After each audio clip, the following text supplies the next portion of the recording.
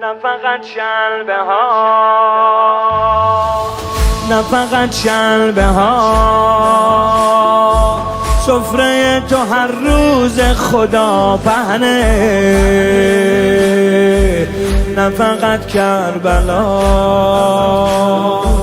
سفره تو هر جای دنیا پهنه، سفره تو هر جای دنیا پهنه.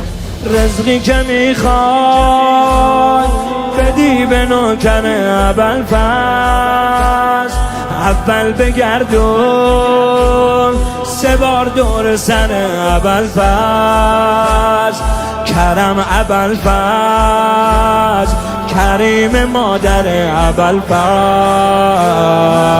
یا ام البنین، یا ام الشهداء، ام المؤمنین، یا ام البنین، واسه ما بنویس رزق 40. یا ام البنین، واسه ما بنویس رزق 40. یا ام البنین، یا ام البنین، یا ام البنین، یا ام جونم فدات.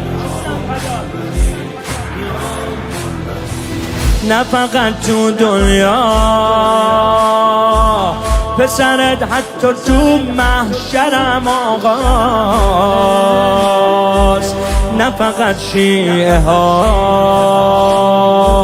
حتی ارمنی ها میگن یا عباس، حتی ارمنی ها میگن یا عباس.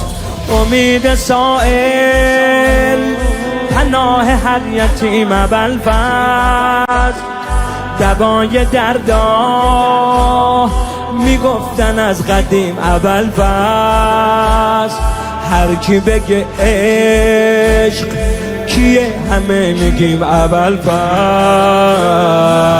یا ام البنین، قوقای پسرت عباسو ببین. یا ام البنین، واسه ما بنویس رزق 40.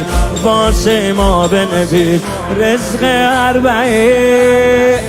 یا ام البنین، یا ام البنین، یا ام البنین.